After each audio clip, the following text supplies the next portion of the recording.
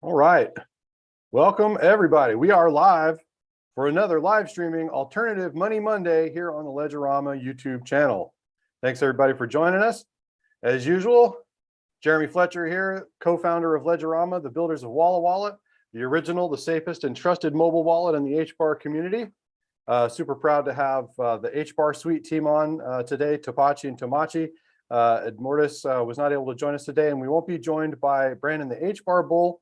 Both not able to join us today, but we're going to have a great show anyway. We're going to get into some we'll cover the usual Market Monday stuff. We're going to talk about some HBAR staking, and then we're going to jump into part 2 of our interview with the HBARSUITE team, because there were some items that we didn't get to cover from the last awesome interview we had with these guys. So we're going to jump into that. As usual, we're going to give away some HBAR. We're going to give away some jam tokens to the Twitter family. And as usual, if you like what you're seeing, please give us a like, subscribe to the channel, hit the announcements button so you're alerted when these live streams are going to be popping up. And we will go ahead and jump right into it. Just a quick little note about the HBAR giveaway. At some point in the show, for the YouTube live audience, I'm going to give out a magic number. And you fire off those magic numbers off to info@Walla Wallet, and the first person to send in the magic number for the day is going to get $25 in HBAR. So get your email clients ready, because man, I tell you, this audience is fast with those emails.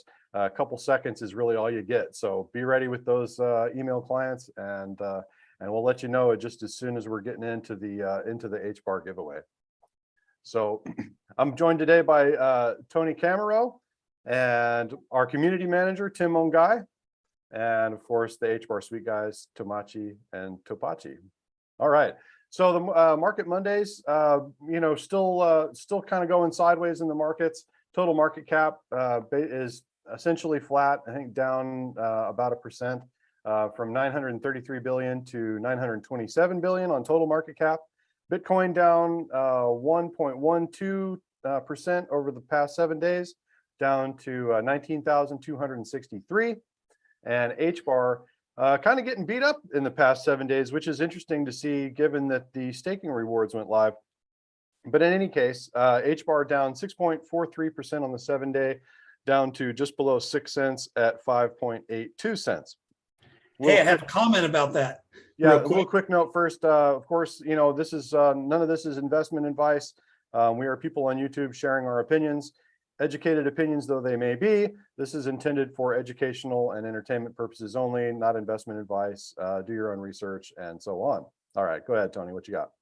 Yeah, I was just going to say, one of the influencers I followed just for fun mentioned that this past 12 months hasn't seen the real spike in value from potentially significant events like a Coinbase listing or something like that. Staking become available, not just HBAR, XRP. He was basically predicting, hey, look, I don't expect it to go to the moon when this lawsuit settles. And I've seen HBAR and these other events happen and hasn't been a huge spike. So maybe something's changing. I think we're approaching a shakeout where utility is really going to be king, I think. Right. Yeah, we have no idea.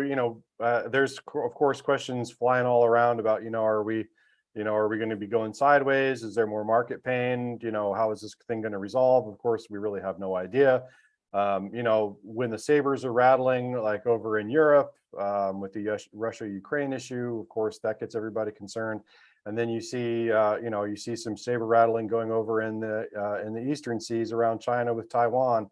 Of course, here in the West, we get those headlines, and sometimes you wonder how much of it is drama and how much of it is actually stuff to worry about. But in general, I think the markets kind of tend to people tend to stay on the sidelines and let the risk takers take the risks. And but I think a lot of money is just kind of sitting on the sidelines.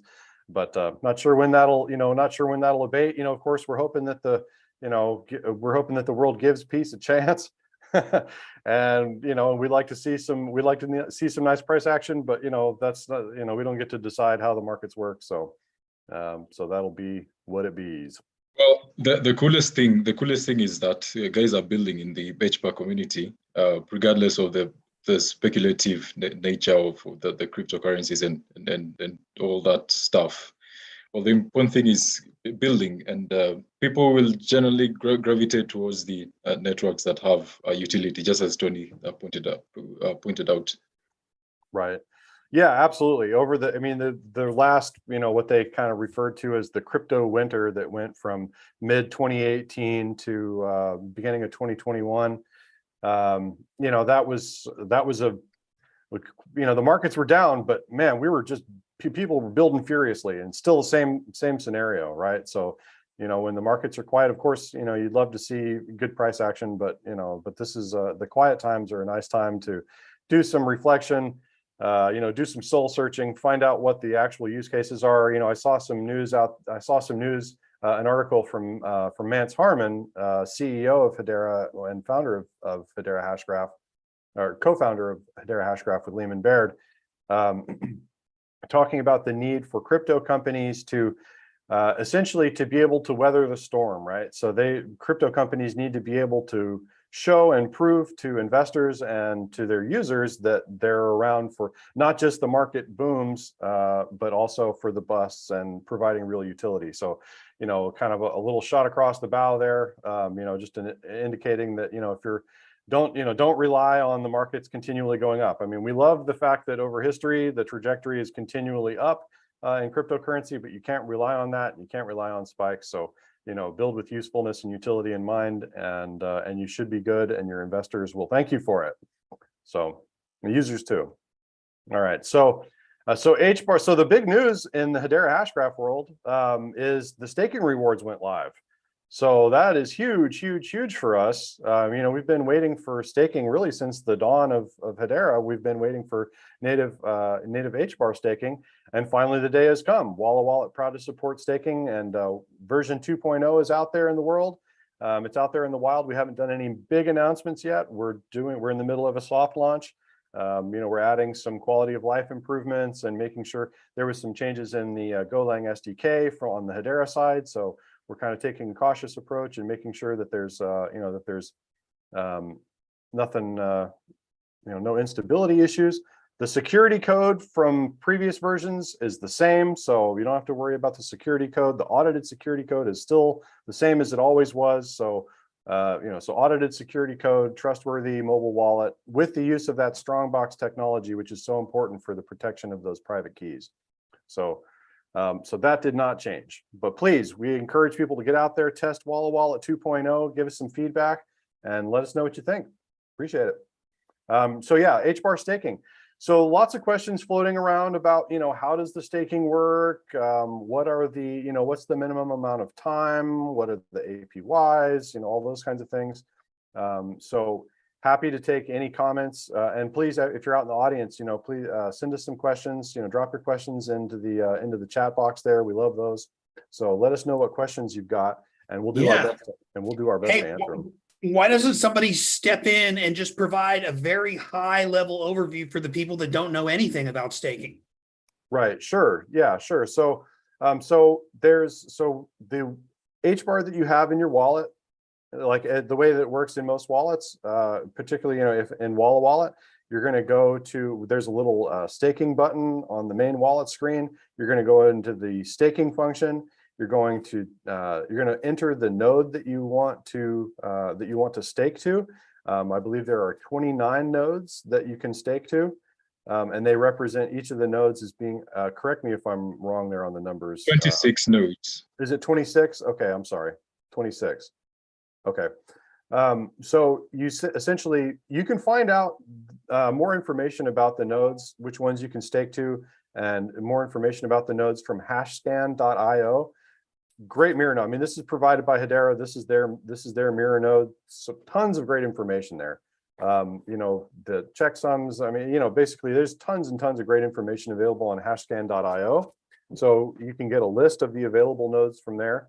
What's one of the quality of life improvements that we're adding to Walla Wallet is, a nice drop down with information about the APYs offered by the different nodes. All the different nodes, as far as I understand, are currently offering the 6.5 APY, which is the cap, right? So minimum staking period. So essentially, once you go in, you configure your wallet to stake your HBAR. You can use a wallet. You can use your HBAR freely. There's no locking, there's no slashing, no burning, none of those, none of the things that you see in some of the other networks that support staking. So you can go in there, you can stake your HBAR, you can use it freely, you can spend it, do whatever you want with it. Whatever's remaining in your account balance will continue to be staked. The minimum staking period is 24 hours, and the staking period begins at midnight UTC time. So, that sounds interesting. So I have some HBAR. What value is it for me to stake it to the network, and what do I get out of it? HBAR. You get HBAR back, right, which is the great thing. So let's see. So let me see. I think last I checked. So let's see. Where are my rewards sitting at? Go ahead, if I'm getting your question correctly, is what value am I providing when I stake my account or when I contribute Bingo. to? Bingo. Okay. Now, I think what happens is we are contributing to consensus. We are essentially giving our voting power to the governing council members, right? And now these HBARs, they serve to provide consensus weight to these nodes, to the node that you've staked to. So you're contributing to the consensus of the network, security of the network, and you get rewarded by doing that. And a question that I have is, I was looking at all these nodes from the first node to the 26th one, and I was wondering whether there's a mechanism set in place by Hedera to ensure at least there's some uniform distribution of people staking their HBARs to whatever node. What if we'd have an incident where people are staking just to one council member, one node, like to Standard Bank or Nomura, and they have more weight than the rest? So how do we go about that? And I noticed, this is not the case, but I noticed a node like EDF has a consensus weight of 2.2%, and the highest being FTPOS with 5.8%. Is there a mechanism to ensure that there is at least some uniform distribution and not like huge margins of these weights? Right. So either of the HBARSUITE team want to tackle the question about how fair distribution or the distribution of the HBAR stake to the different nodes, how that works?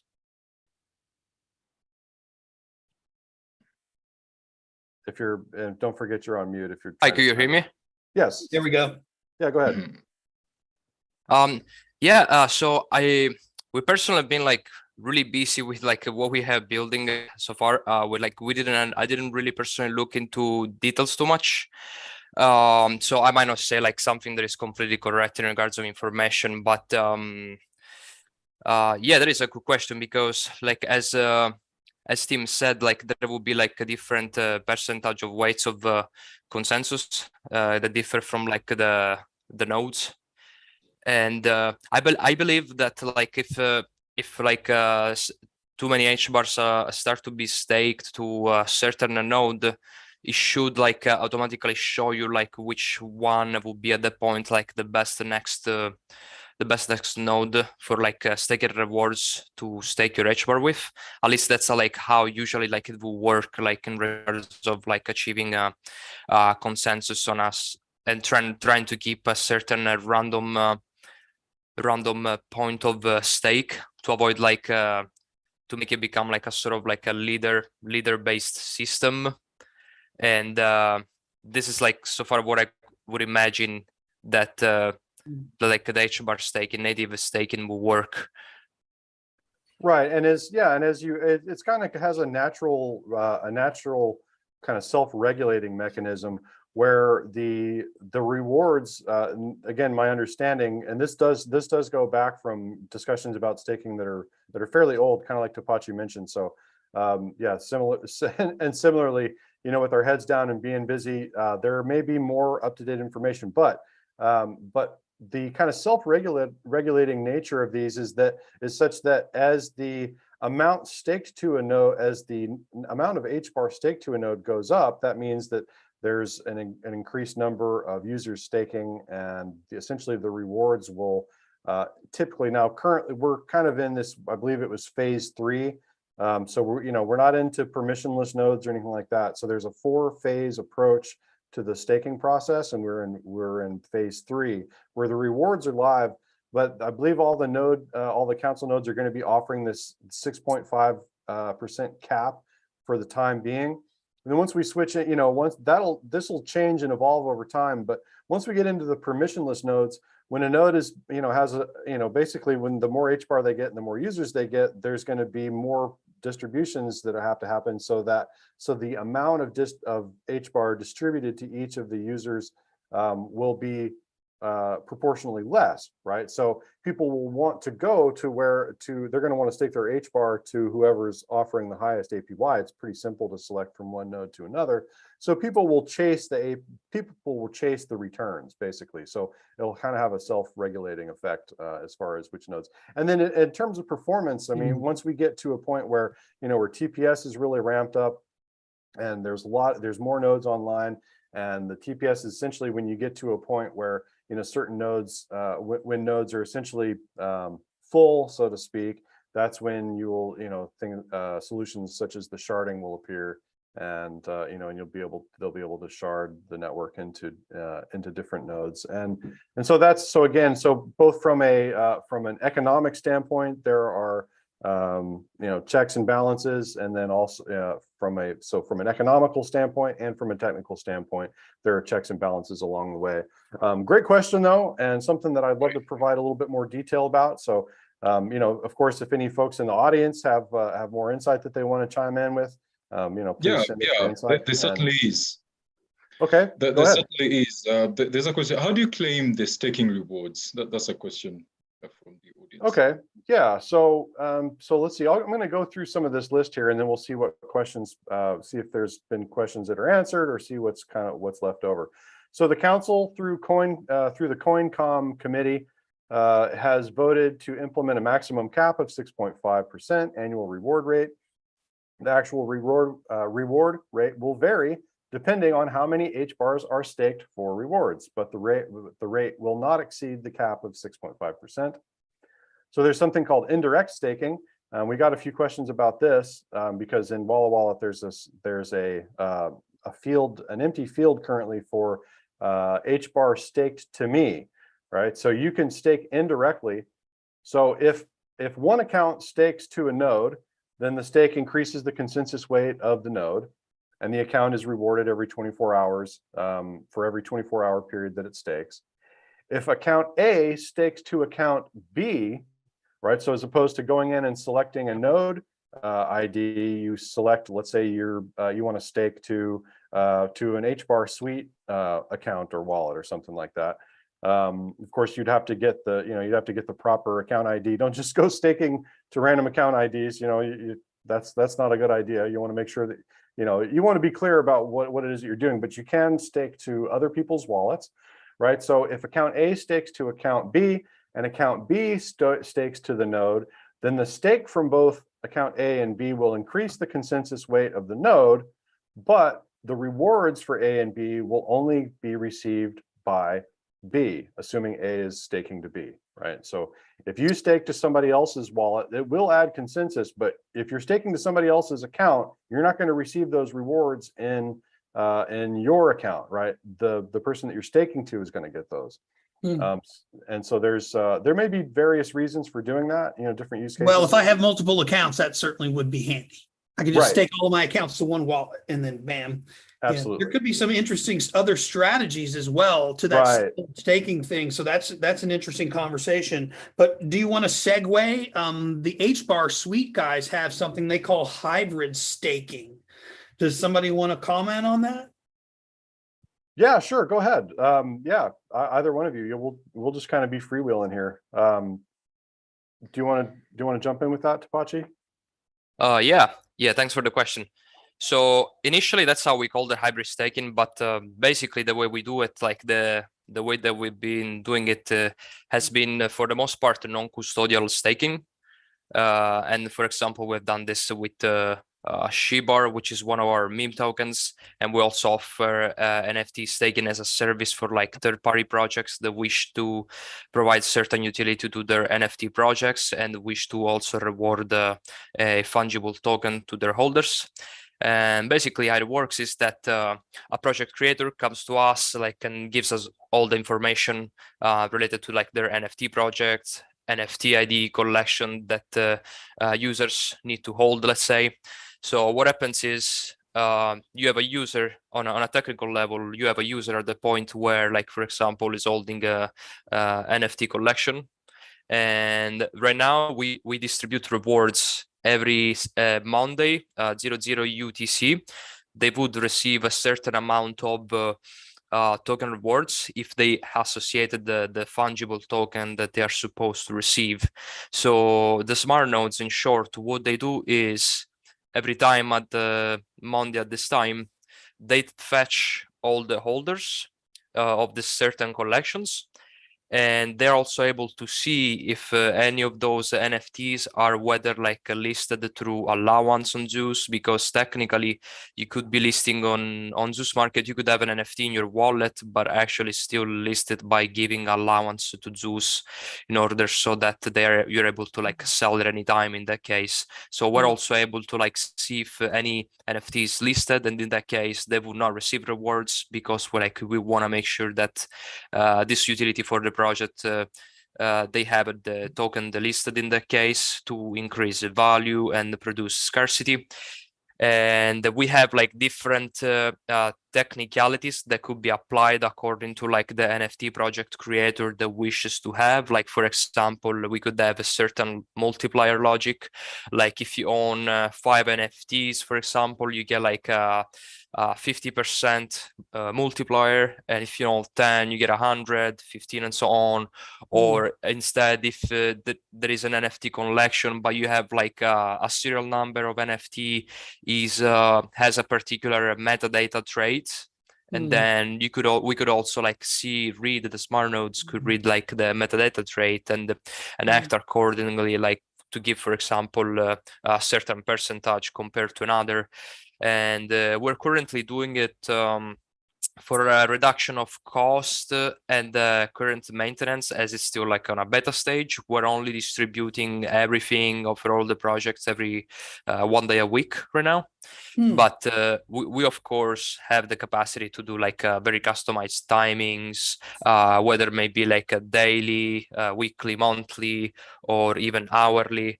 But again, right now for this initial beta stages, we're just doing like weekly to have like a reduced cost also for the NFT creators that wish to have this approach. And usually like for most NFT project is a non-compounding staking, as it basically comes from like an APR based on the amount of NFTs. But in the case of HBAR holders, it's a compounding effect where you must own, for example, a HBAR NFT and also like a HBAR token balance, and you will be getting like a certain APY according to the NFT you own, and it would automatically compound weekly with that. Okay, interesting. That's staking on your network. So hybrid staking is not necessarily tied back to Hedera staking, is that correct? Yeah, like it's tied to HBARSUITE, but of course, like to achieve consensus through everything we do, we always use Hedera as a base. Hedera consensus service, and all the tokens and cryptocurrencies and NFTs are HTS tokens. Right. Right. Yeah. So, and just for folks out there that might be going, well, what is the deal with the smart nodes? And, we covered, so in part 1 of the interview with HBARSUITE, we covered a whole bunch of stuff about the smart nodes. We covered quite a bit of ground. It was a great interview, arguably one of the best that we've had by far. And also so far, I believe has gotten the most views of any of our videos. So thanks HBARSUITE for bringing a little noise and attention to the Ledgerama channel. We appreciate that. But yeah, so there's tons of information in the previous interview. Highly recommend people go and check that one out. But yes, those are HBARSUITE specific features. So just going back to the Hedera native staking functions. So we went a little bit into the indirect staking, and of course people want to know, how do I get my rewards, right? So that's a really common question. So there's a handful of conditions in which rewards will be distributed. Currently, when your staked account has HBARs transferred to it or debited from it. So if you get some HBAR or you send out some HBAR, you will collect the reward. And then one of the other conditions, basically this kind of covers both of those, is that when there's a balance change to the account that is staking the HBAR, rewards will, so you could kind of, refine that statement. When an account staking HBAR has its account balance change, rewards will be distributed. In essence, Jeremy, sorry to cut you off, but in essence, I noticed is something. In essence, what it means is they don't want you to have your account dormant for more than a year, for more than 365 days. So as long as you're transferring HBAR or adding HBAR or removing HBAR from your account, then that serves as a trigger, or even updating your staking account to another node. That serves as a trigger for rewards distribution. Right. So also a distribution will happen if the total number of HBARs staked to an account changes, right? So if somebody is staking to my account, or if I'm staking, I have multiple accounts and I'm staking them all to one account. If the amount that's staked, so if one of the other wallets gets an additional has a balance change, it looks like that will trigger a reward distribution. So if the staked account is auto renewed, but so now auto renew has to do with account expiration, which is not even enabled yet. So that's not live on the network. There has been, initially there was an expiration on account set such that if you had an account, if there was just a dead account with zero balance in it, at some point, eventually it would expire. And there would be notices sent, I think, messages sent to the account, warning them that, your account is going to expire. And it's a micro payment that's required to keep the account active. But in any case, that's not active right now. That's not live on the network. So we're not really worried about that. And you could probably find out more information just by going to the Hedera.com website or Google searching, Hedera account expiration. I'm sure you'll come up with something. And then you can continue to collect rewards. As Tim said, you can collect rewards earned up to 365 days without a payment being triggered.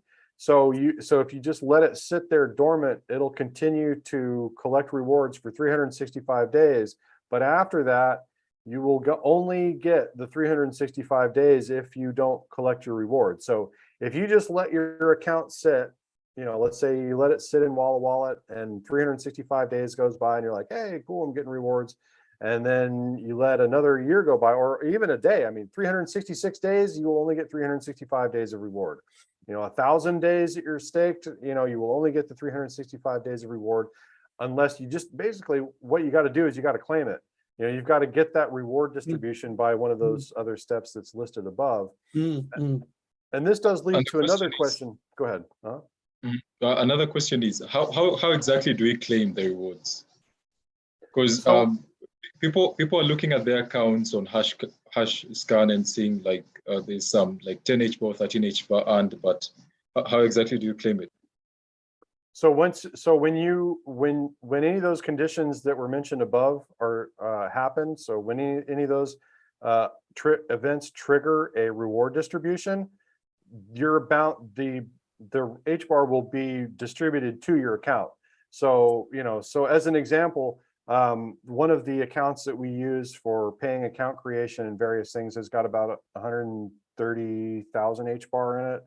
And when that and so currently it was, I looked at it just a minute ago. Where is it? 45. So over the past 24 hours, maybe it was 48 hours.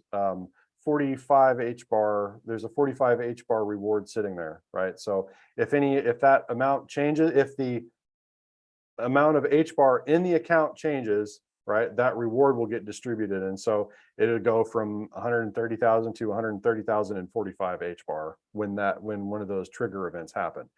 I mean, and so another one of the questions that's been floating around is, will it automatically, like, will it auto compound, right? So if Right, I'm that was my staking, will question. yeah, right. That's a good one. And this is where it gets a little, I would like to, I haven't asked this question yet to the Hedera team. I'd love to, I want to reach out and ask Greg Scullard or one of the other Hedera folks, or if HBARSUITE guys have any, if any of the either of the HBARSUITE guys have any insight, totally would welcome it. But the way that I understand it is essentially those rewards will sit unclaimed until some event happens that triggers the distribution. They will not auto compound as far as I know. So essentially you want to be collecting your rewards, so I don't know if, maybe having a kind of a burner account where you're, with a small, maybe 5 HBAR in it, where you're sending like 0.1 HBAR, every once in a while. I'm not exactly sure the best way of doing that, but it does seem a little strange that they're, because that's such a desirable feature. I mean, obviously you want to auto compound your rewards. So it would seem like there'd be some kind of refresh function or something where, maybe you just hit a refresh and pay like a micro fee of, 1/1000th of a penny or something to update and collect your rewards. But as far as I know, that has not been implemented. I have a Okay, question for you. so Yeah, hold on. Let's cover that real quick though. oh, go ahead, Tony. No, Tapachi, please. I was handing it over to you. Oh yeah, so what you were saying is that right now the way HBAR staking works is that, like, for example, if you stake 1,000 HBAR and then the day after you get 10 HBAR as example, the amount staked, it will not be 1,010, but it will still count as 1,000, correct? And will be staking from that amount. Right. Unless you trigger the reward distribution, in which case the account would go to 1,010, and now you're going to be staking 1,010 HBAR because you'll be staking the entire amount that's in your wallet. That was my question for you, Jeremy. Can Ledgerama write a script that you just tick a checkbox that will automatically create that event on some regular thing and then restake the amount? So like you've got the wallet, maybe we can do it on the script side. Yeah, you read my mind. Yeah, I was, as we were talking about it, I'm thinking, yeah, we need to have some kind of, a button, essentially just collect rewards, that'll on some regular schedule. Right. Yeah, that'll kind of, because the view staking, it's interesting because they mentioned that that if there's a balance change, that the rewards will be distributed. So I wonder if viewing, I haven't tested this. We're still kind of we're in uncharted territory here. But so a lot of this, Rob and I were talking about this this morning, is that we haven't been able to test a lot of this stuff because it just hasn't been live, so the rewards function not being live is kind of, we're not, so at any rate, there's still some homework to be done. But I wonder if viewing stake, so there is a Hedera micro fee for viewing your staking info, right? So I don't remember what it is. I don't know if it's a penny or 1,000th of a penny. I don't remember the amount, but it's a micro fee.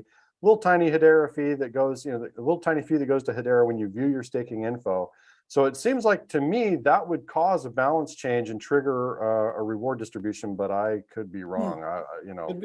Yeah, I'm not sure. So so some unanswered questions. We will definitely come back. But please, folks, if you've got the insight and the answer, feel free to send it out there. And leave comments. Leave it in the comments for us. Yeah, great point. Leave it in the comments. Ask your questions. Those are great questions, and we will definitely get some more intel and come back with those because they're good questions. All right, so that's about it for the HBAR staking. I mean, rewards are live.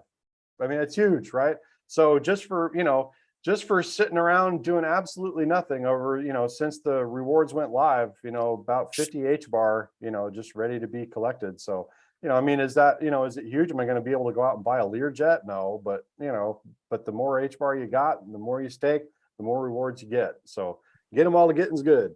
Yeah, so it'll be interesting to see how this plays out. But so we're going to jump into part 2 of our interview with the HBARSUITE team.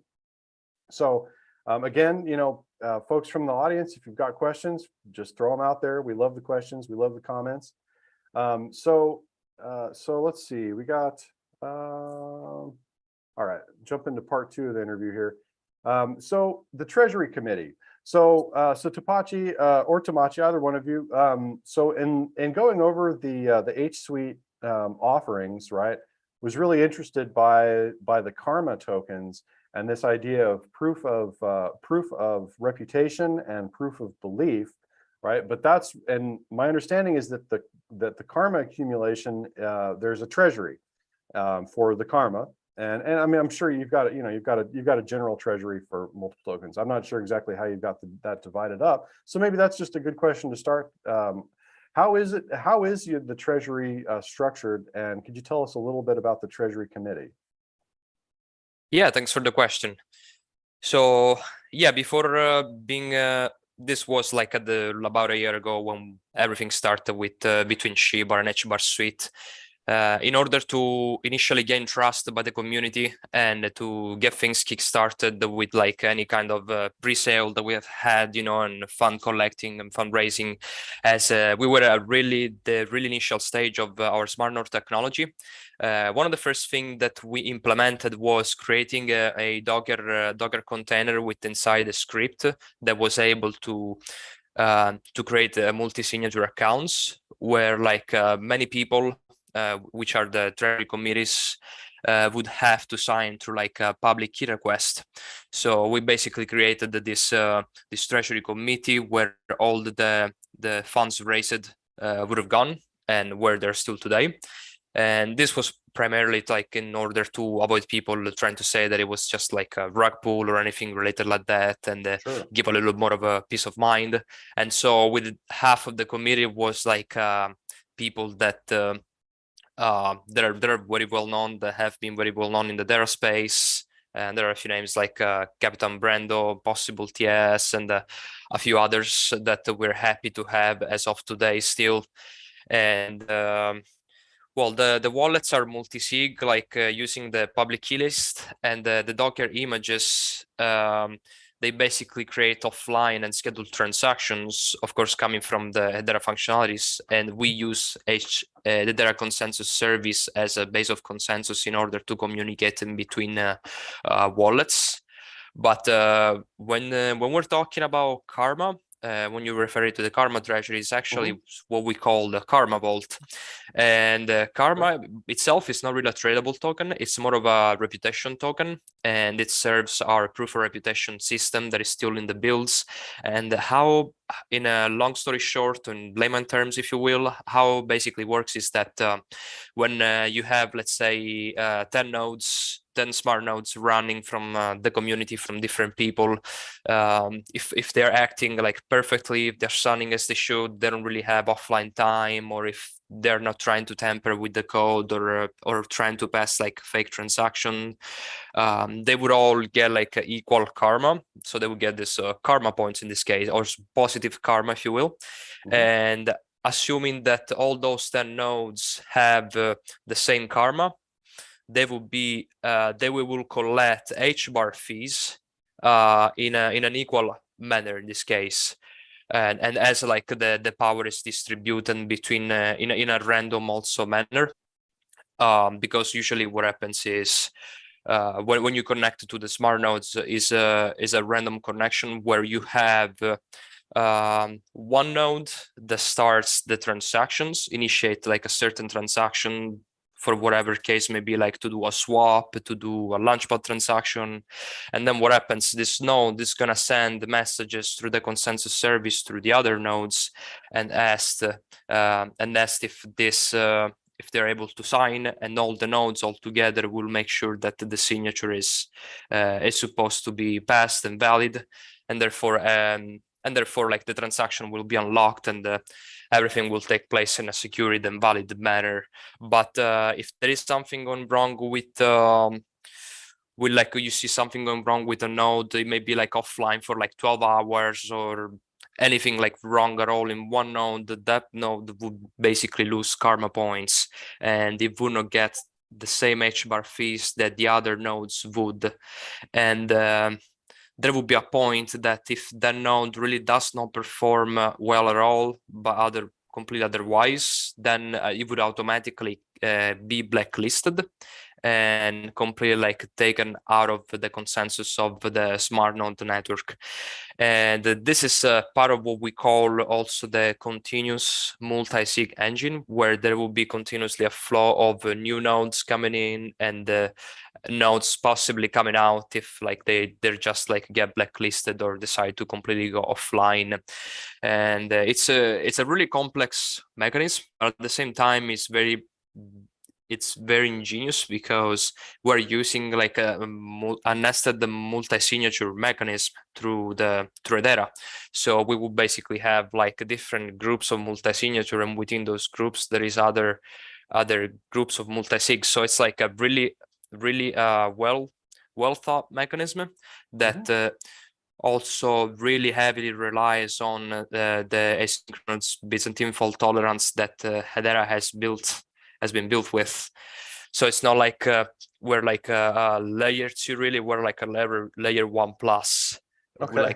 Where our security, our core engine and security heavily relies on Hedera. And as I may have said several times, like we are database-less. And what we mean by that is that we use the data consensus service and the file service in order to store all the information needed that has to pass through the HBARSUITE or the smart nodes. And really the use cases for the smart nodes are limitless and endless, and they could be used for an enterprise use case, or also like a community case, Right. community use case through HBARSUITE itself. Okay. But regarding saying the layer 1+ thing is that we wouldn't really need to do any rollback like you guys were like asking in one of the last meeting. There is no need of rollback whatsoever. And what I mean by that is if there is a transaction that doesn't pass for any kind of reason, such as a balance reason or consensus denial reason, we don't do anything related to rollback, but it's Hedera itself that would reject the transaction in the first place or would approve it in the case. Right. Okay, so the karma tokens. So basically, karma is not. It's a fungible token, but it's not really redeemable. It's essentially internal to the HSUITE system, and it's essentially it's meant for smart nodes, for participants in your in the platform. It's essentially to incentivize them to act properly, keep the nodes maintained, not submit false or fraudulent transactions in any way. And so they're gaining these karma points, and then at some point in the cycle, the participant, the smart node, is able to redeem the karma tokens for HSUITE tokens, right? So essentially the reward there is the HSUITE tokens. They can trigger like a disbursement event by submitting their karma, and I guess like returning them back to the karma vault, and in exchange getting some HSUITE tokens for their good behavior. And the HSUITE tokens that they're getting are coming from, could you talk a little bit? So the HSUITE tokens that they're getting in exchange are coming, if I remember correctly from my readings, they're getting from transactions, fees and custom fees and transactions that have been executed on the platform. Could you talk just a little bit about how they're going to actually, how the pool, so to speak, or the vault of HSUITE that will be rewards, how are those rewards accumulated? So there will also be, to be clear, like also the HBAR fees. So in order to maintain the network and to keep like decentralization at the best of its ability, we will also introduce some HBAR fees, which will be fairly small, but it's also an extra incentive to have like as much as decentralization as we can, so that people are incentivized to host nodes. But we would have like a whole fees mechanism where some of the HBAR or all the HBARs that we would charge as fees, they would go to a fees vault, where then like from there like it will be distributed in a manner where it would depend on like the karma. So it will be divided by karma between the nodes in a proportional manner, and also the timing that a node may have been alive, so to speak. While for the H suites, you just to say, in order to have a node to run a smart node, you would have to have, generically speaking, 10 million H suite, and that's almost like a staking, so to speak. Like you have to stake this 10 million, like you have to have a balance of 10 million all times to the smart node, and you will be getting a basic KPI of H suite as long as you will be performing well with the karma tokens. Okay. But as an additional thing that you will be getting is also HBAR fees, which is the one a little less predictable because it would depend by how much traffic, how many transactions there will be between like the app features and how many nodes that will be running as well. So there are a few things that still need to be defined yet, but a lot of them will probably be defined through different DAO processes, because we want to make sure that people will have enough incentives to be able to run the network. So if, let's say, one day we go completely permissionless, but there are so many nodes that people will not make as many fees or H suites at all because we're trying to be sustainable, then like somebody could be coming up and make that proposal of either like lowering the number of nodes, for example, either that or increase like the fees in order to use the HBARSUITE network. But initially we will try to make it as fair as possible and as cheap as we can, because we definitely don't want to be the Ethereum of Hedera, so to speak, where like we get pretty expensive. But at the end of the day, if we really want to achieve like a fair decentralization, and the more decentralized you want to be, we have to sacrifice something, whether maybe a little bit of speed, a little bit of scalability, or a little bit of cost effectiveness. So there must be a place where we have to grab something of that and take it away in order to achieve a certain state of decentralization in that case. Like, for example, we're running as a team, we're the only ones that are running like smart nodes right now, and we will not be charging HBAR right now, let's say, only H suite for a utility standpoint, of course, but we're going to charge also a little HBAR fee in order to incentivize people to run smart nodes. Got it. Okay, thanks for that. And Edmortis jumped on the call. Thanks for joining us. Appreciate you being here. Just wanted to, if you're, feel free to, of course, chime in at any point. Add your 2 tiny bar to the conversation. I did want to take a quick minute to give out the magic number, and we're going to have a little, just to spice it up a little bit. Like last week, we had a question about the project, right? So I'm going to make this one pretty easy though. I think the community got a little confused by my mystery question last week, so I'm going to make this one a little easier. All right, so the magic number for the week, get your email clients ready. The magic number is 365. 365 is the magic number today, and so send us an info@wallawallet.com. But the magic question for the day is, what is the name of the token that HBARSUITE uses to increase or decrease the reputation of the node? Just send me the magic number is 365, and I need an answer to the question, what is the name of the token that HBARSUITE uses to add or decrease the reputation of participating nodes? I think I may know that one, but yeah. Well, I don't think you can participate in this particular giveaway, but we appreciate it anyway. So let the emails fly, and we'll be reaching out to you with the with your $25 HBAR reward as soon as the correct answers come in. All right, so let's see. So the committee members, right? So I like the there was a little statement in your documentation about the requirements for a committee member. They need to be keen, focused, and excited, or they get replaced, right? So I am interested in committee members and what it would take. If there are folks out there that are interested in becoming committee members, what would that process look like for them if they would like to be a member of your treasury committee? What's the process look like for you guys? Yeah, well, right now we're not taking any applications to become a treasury committee as of now.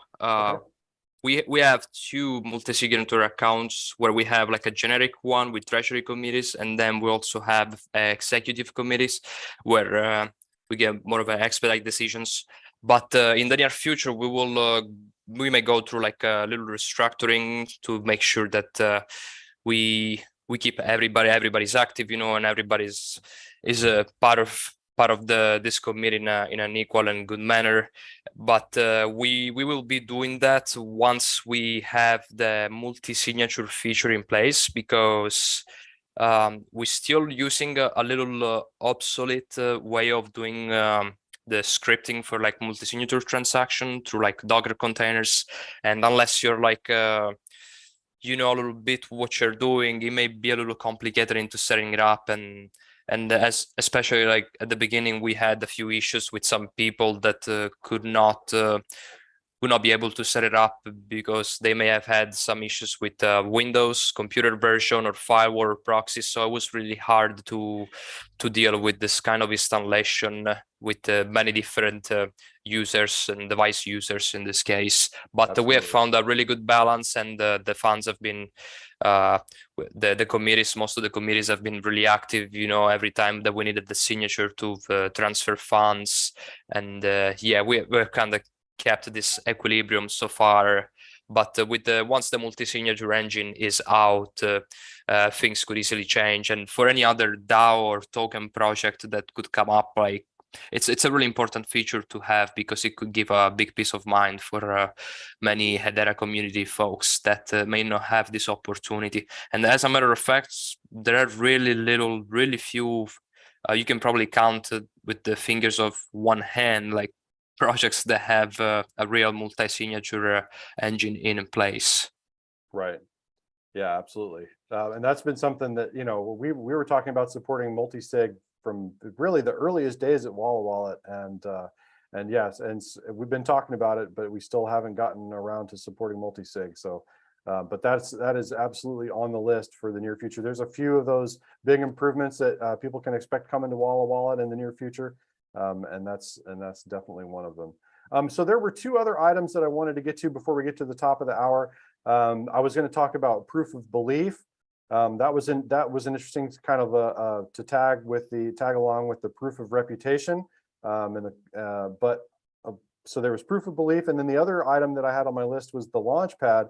But because we're kind of coming close to the top of the hour, I figured I'd just open this up to you guys. And I noticed that there was the DAO engine recently launched. So if you wanted to take a minute to talk about the DAO engine, you're welcome to do that. Whatever, I'm going to leave this last little bit for whatever it is that you would like to inform the community about, whatever you need, whatever you need help with, if you need feedback, if you need people testing, if you need, whatever it is that you need, we love this opportunity to showcase projects and find out what it is that you need from the community at large. So if there's anything in particular that you'd like to talk about, feel free. The floor is yours. Oh yeah, thanks. So regards of proof of belief, it's actually a deprecated term that it was a few months old, and we updated the documentation. Like we've been updating the documentation on a daily basis now. That's why I didn't see it. I was looking through the documentation today and I didn't see proof of belief. I was like, I swear I remembered proof of belief because I had it in my notes from last time. But okay, deprecated, got it. Oh yeah, we found different ways of doing things, so we kind of renamed it, and there will be more news coming up soon. But we're very excited and happy to have released the DAO engine a couple days ago, just like this weekend, and we actually have a couple proposals, 2 or 3 proposals that are already in for listing proposals for the launchpad, as there are a couple NFT projects that wish to use our NFT launchpad. And regarding the NFT launchpad, we also apply a few changes alongside the DAO engine, and we have some set features, and there is also documentation on the features available. But for the NFT launchpad, what we are able to offer is that we have, for example, a buying limit for each account, where, for example, you as a project creator, you can tell us that you wish each account to have a maximum buying power of like 5 NFTs, for example, which means that your account will be able to buy no more than 5 NFTs or 1 or 2, whatever limit you wish. Then we also have an early access / whitelist feature, where if a user holds a special NFT as a whitelist, they may be able to join early access minting. We also have a discount feature, which is really cool, where if a user holds another specific NFT of choice, they may have discount in percentage. Like instead of paying 100 HBAR per NFT at regular price, they would, let's say if you have like 10% discount, they would pay 90 HBAR if they hold this NFT. And another really cool feature that, as far as I know, no other NFT marketplace or launchpad has, is that where we also accept custom tokens, custom fungible tokens for buying NFTs. Like for example, I'll take for example Hedera Dragon's NFT Origins, which was one of pilot projects that we collaborated with for our NFT launchpad. And this project has a few NFT collections, and they're really awesome. And it also has a fungible token that goes through our NFT staking, and their fungible token is Dragma. So what happens is if this project creator decides to list a certain NFT, and they wish them people to use Dragma to buy those NFT, they could do that. So basically you could go to our launchpad and buy this NFT with the custom token. In this case, it's Dragma. So you don't have to use HBAR in this case. Meanwhile, most of other launchpads that are available only accept HBAR. Okay. And of So course, would that we would apply, have, would that apply to any Hedera native token? this feature is only available for like NFTs. What I mean by that, like you can buy an NFT with whatever kind of token. So if you create your own token and your NFT, you could list your NFT and have people buying this NFT with the token, fungible token you created. If not sure if that's clear enough, but Okay, sure. So, yeah, so basically, just to break it down into layman terms, is basically if you own an NFT project and you have a native token linked to that project, when let's say you do a Gen 2 or a Gen 3 mint, you don't have to use HBAR. You can do that mint completely in your native HDS token. So you can, so as I said with Dragma, that's their native token that they've created. So if they want to do 100 NFTs or 200 NFTs, it will provide utility for their token, because their mint will be completely in that token, and then they can obviously sell it for HBAR on a marketplace after. But we're the only launchpad at the minute offering that service. So there are a lot of Hedera projects at the minute that want to do more mints, but they want to drive utility for their own token. And one way of doing that is by minting more NFTs in their token, which will provide more utility. And that's now a feature we've now added to our launchpad.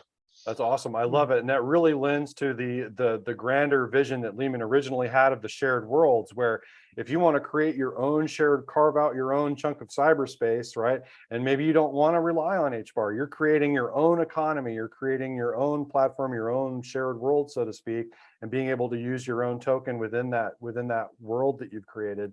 That brings us that much closer to the original shared worlds vision. So congratulations on that one. Sounds awesome.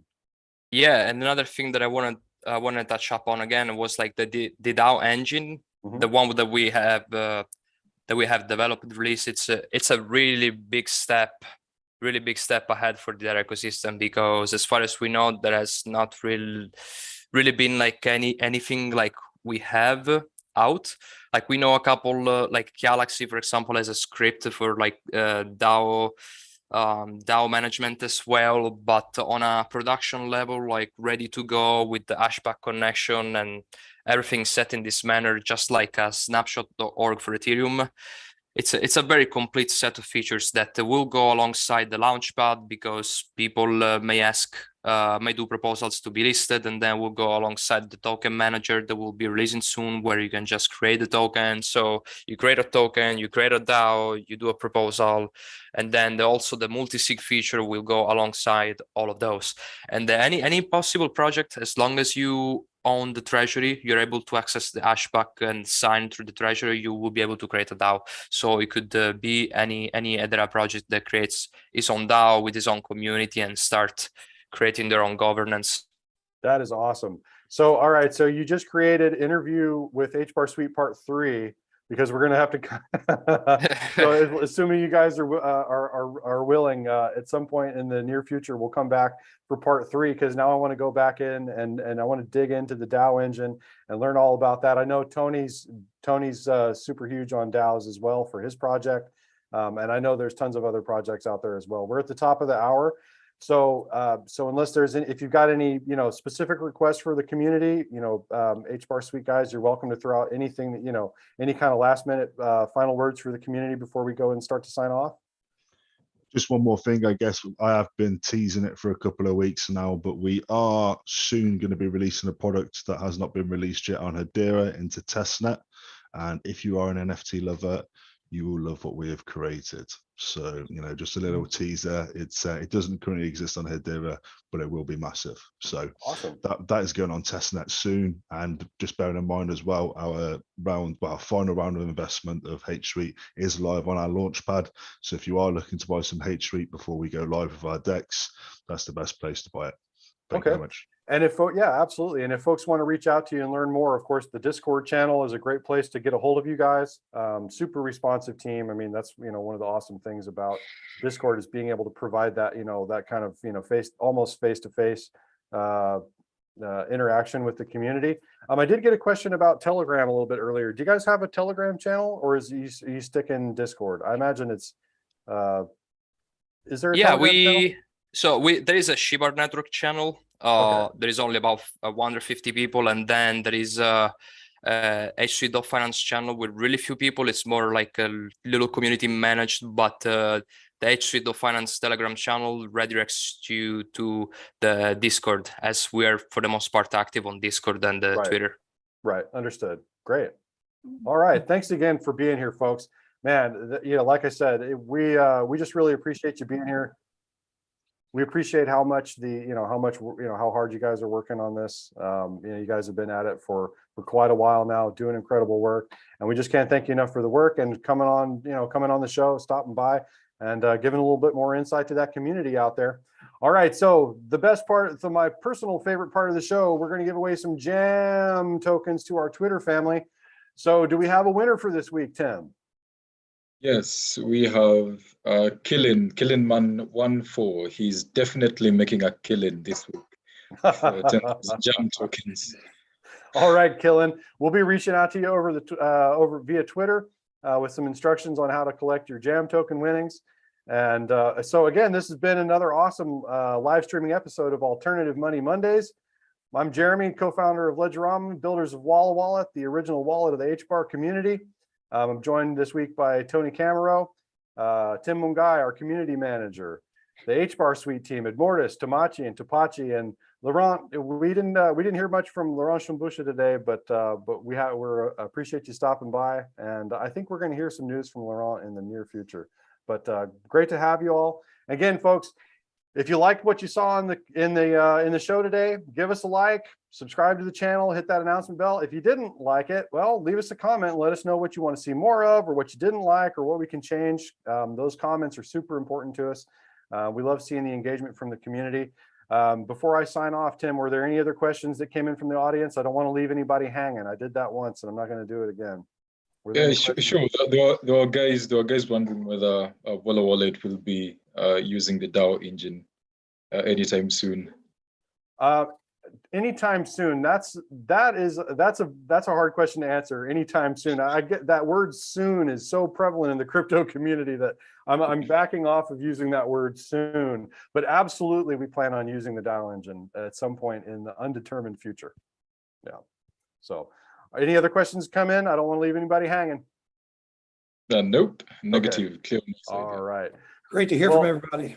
Yeah, absolutely. And I saw some emails flying in with with correct answers this week. So we're going to be giving somebody $25 in HBAR, along with Killin, who's making a killing in jam tokens this week. All right. Thanks again, everybody. HBAR Suite team. Nothing but gratitude. Thanks for being here, and we'll see everybody next week. Have a good one. Thanks for having us. Yep, Take absolutely. care. Thanks for being here. Thank you. Bye for now. Bye for now.